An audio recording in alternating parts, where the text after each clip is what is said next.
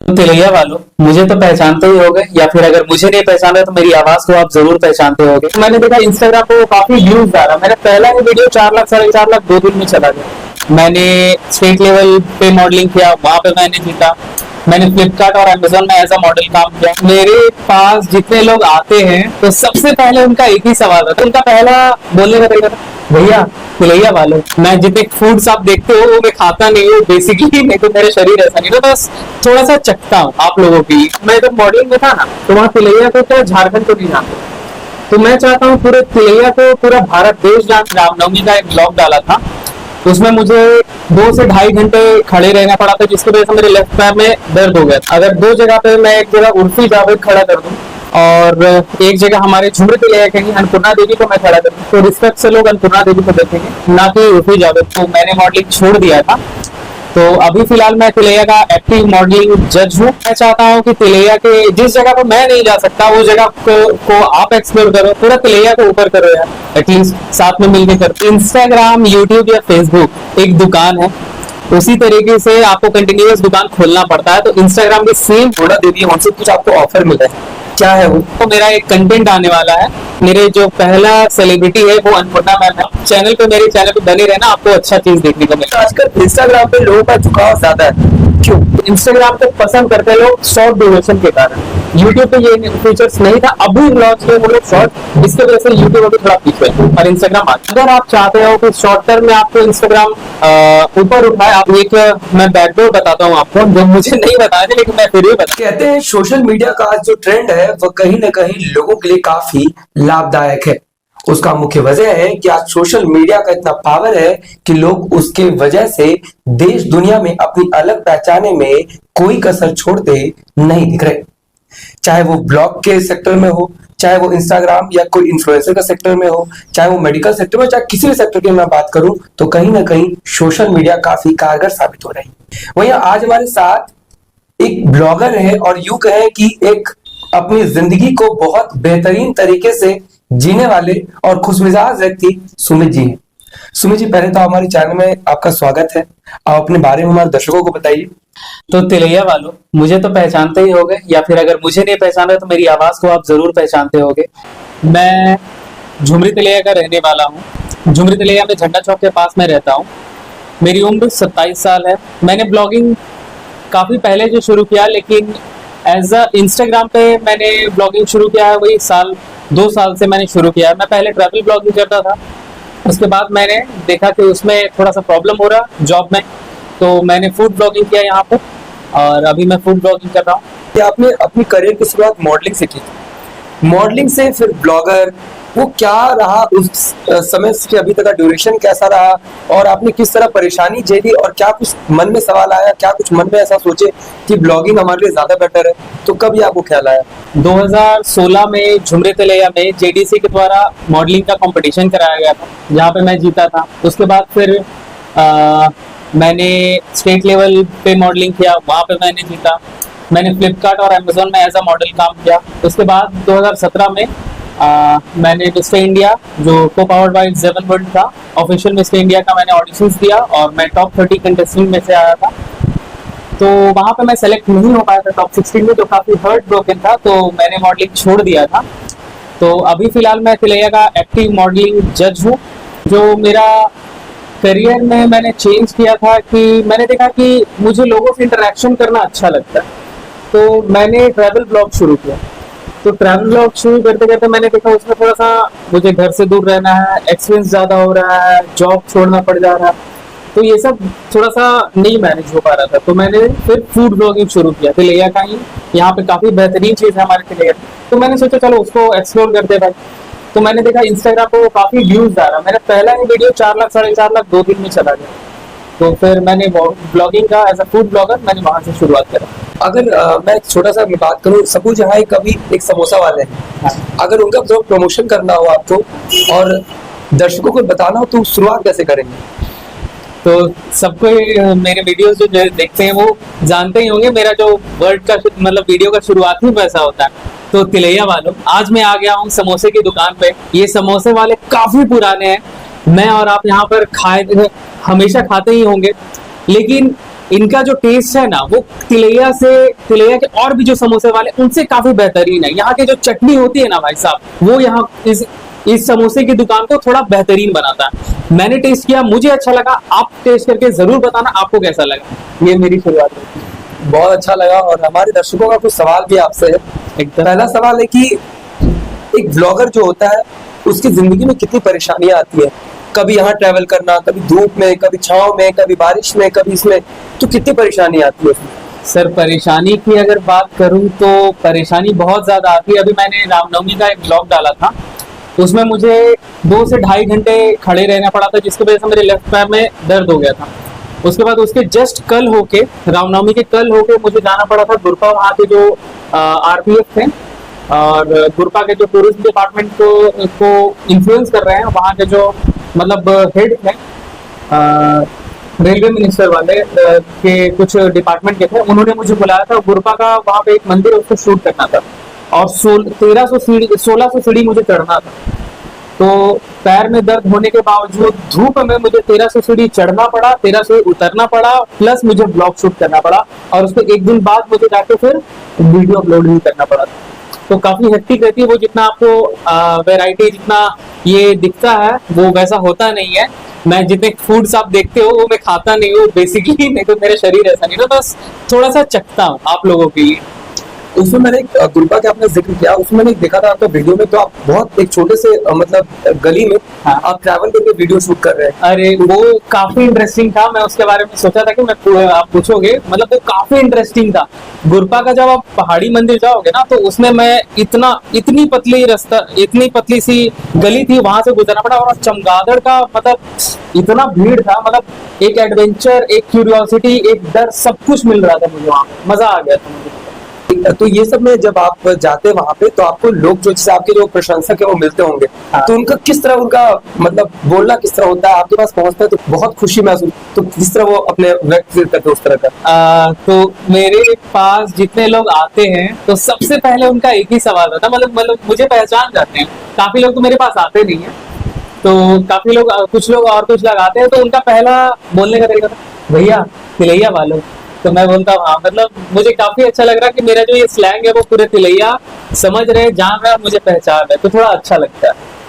बहुत सारी वीडियो में देखता हूँ आपके, कुछ ऐसे वीडियो है जिनको काफी लोग शेयर करते हैं, तो शेयर क्यों करते हैं? क्या लगता है आपको, क्या देखते हैं उसमें जो शेयर करते हैं ज्यादातर?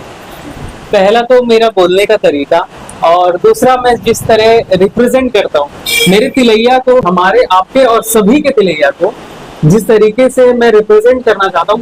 मैं जब मॉडलिंग में था ना, तो वहाँ तिलैया को क्या झारखंड को नहीं जानते, तो मैं चाहता हूँ पूरे तिलैया को पूरा भारत देश जाने, एक रिस्पेक्ट दे हमारे तिलैया को। अरे अबरक नगरी में हम यार, और कोई जानेगा नहीं, ऐसा नहीं हो सकता, ऐसा नहीं होना चाहिए। अगर मैं बात करूँ सफलता, तो सफलता क्या है आपकी नजर में? मेरी नजर में सफलता है कि आपने मुझे यहाँ बुलाया, ये मेरे लिए सफलता था। भीड़ में लोग मुझे सुमित कह के बुलाते हैं, ये मेरे लिए सफलता। मेरे लिए पैसे उतना मायने नहीं रखते जितना लोग मुझे पहचानते हैं और रिस्पेक्ट देते हैं। तो मेरे लिए सफलता का मतलब है इज्जत, जो मैं चाहता हूँ और मुझे मिलती है। अगर मैं बात करूँ बड़े बड़े ब्लॉगर की, खास करके अगर मैं बात करूँ सौरभ जोशी, तो कहीं ना कहीं पूरे वर्ल्ड में जाने जाते हैं। तो सौरभ जोशी का जो कंटेंट होता है, वो कंटेंट मतलब मैं देखता हूँ, मैं छोटा सा बिल्कुल, अगर मैं यूट्यूब वगैरह पे देखता हूँ, बिल्कुल छोटा सा कुछ टाइटल लिख दिए और वीडियो 40-45 लाख व्यू तक पहुंच जाता है। क्या कारण लगता है आपको? क्या सर वो कुछ भी एडिटेड नहीं डालते, उनका नीश है, वो रॉ वीडियोस शूट किए, थोड़ा टचअप किए, एक सिंपल टाइटल डाले, वो डाल देते हैं। और उनका जो ऑडियंस बेस है वो बच्चे हैं। हम और आप जैसे लोग बहुत कम देखते हैं, उनका ऑडियंस बच्चे हैं। तो बच्चे जब खाना खा रहे हैं सौरभ जोशी, पढ़ रहे हैं, मतलब कुछ जिद में पकड़े हुए हैं तो सौरभ जोशी। इसी वजह से उन लोग का वीडियो थोड़ा सा मतलब अभी हाइप पे है, बच्चों के वजह से। हम और आप उनके वीडियो नहीं देखते और ना देखना पसंद करेंगे कि वो जो मतलब डेली ब्लॉग्स दिखा रहे हैं, भाई हमें नहीं लगता कि हम देखेंगे। इंस्टाग्राम, यूट्यूब, फेसबुक, ये 3 ऐसे प्लेटफॉर्म है जो कहीं ना कहीं लोगों को एक, कहते हैं ना कि एक छोटे से सीढ़ी से बहुत ऊपर तक पहुंचा देती है। तो उस स्थिति में अगर मैं देखूं तो इंस्टाग्राम की अगर बात करूं, इंस्टाग्राम पैसे नहीं देते, फेसबुक आपको पैसे देता है, यूट्यूब पैसे देता है, लेकिन आजकल इंस्टाग्राम पे लोगों का झुकाव ज्यादा है। क्यों? बेसिकली बात यह है कि अभी के टाइम में जितने भी लोग हैं वो YouTube में वीडियोस देखना पसंद नहीं करते, क्योंकि वीडियो YouTube में लॉन्ग वीडियोस आते हैं। शॉर्ट्स का भी ट्रेंड आया जब इंस्टाग्राम फेम हुआ तब। और इंस्टाग्राम पे क्या है, एक शॉर्ट ड्यूरेशन का वीडियोस रहता है, वहां पे आप मतलब काफी कुछ कंटेंट, काफी वैरायटी के कंटेंट्स आप देख पाते हो।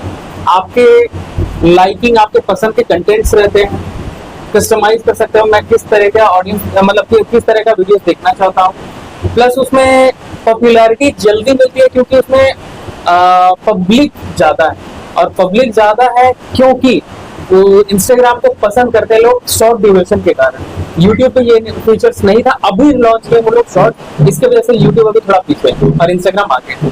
तो क्या इंस्टाग्राम आपको पैसा देती है?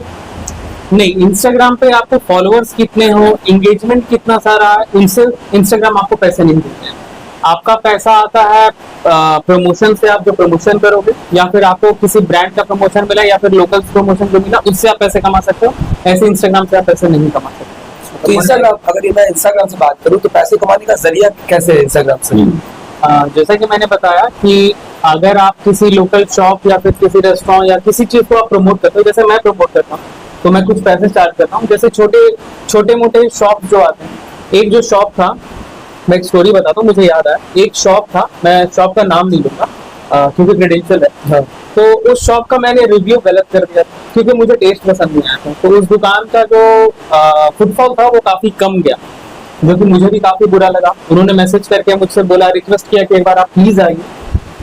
तो मैं गया, फिर से वहां पे रिव्यू किया, फिर से वो दुकान अभी चल रही है, और जिससे मैंने कभी चार्ज नहीं लिया। मतलब छोटे स्टॉल्स जो होते हैं उनसे मैं चार्जेस नहीं लेता, बड़े बड़े स्कूल्स वगैरह या फिर जो जगह है मैं बस वहां से चाहती हूँ और किसी जगह से। अब बात कही जाए पेमेंट की इंस्टाग्राम पे, तो सिर्फ इसी तरीके से आप पैसे कमा सकते हो और कोई जगह नहीं। अगर मैं बात करूँ आजकल की जो जनरेशन है वो कहीं ना कहीं गलत वे में भी जा रही है। जैसे आप बहुत ऐसे कंटेंट आप क्रिएट करते हैं जो कहीं ना कहीं लोगों को इंटरेस्टिंग लगे, लेकिन कुछ लोग आजकल ऐसे हैं कि पॉपुलैरिटी बटोरने के चक्कर में कुछ ऐसे कंटेंट पोस्ट करते हैं जो कहीं ना कहीं लोगों को परेशान करता है।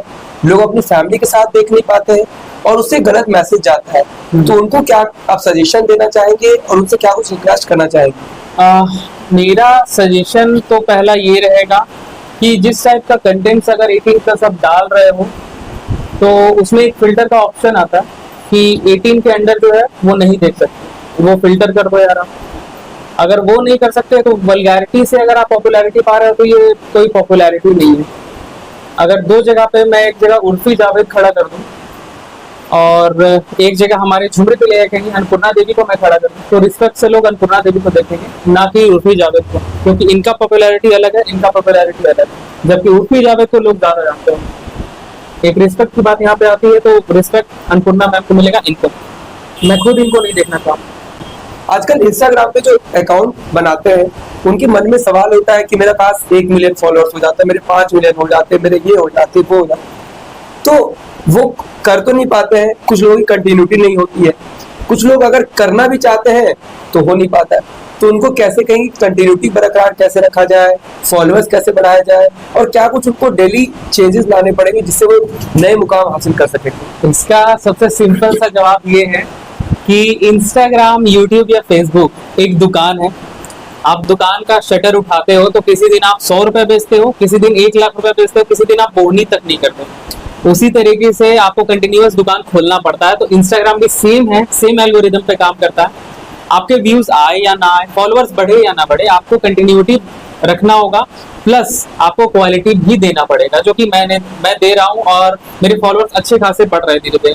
बीच में मेरे अकाउंट पे कुछ लोगों ने स्ट्राइक किया था फेक फॉलोअर्स डाल के, तो मैंने उन्हें रिमूव किया। वो क्रॉस कर गए थे, 13-14 हजार क्रॉस कर गए थे तुरंत 2 दिन।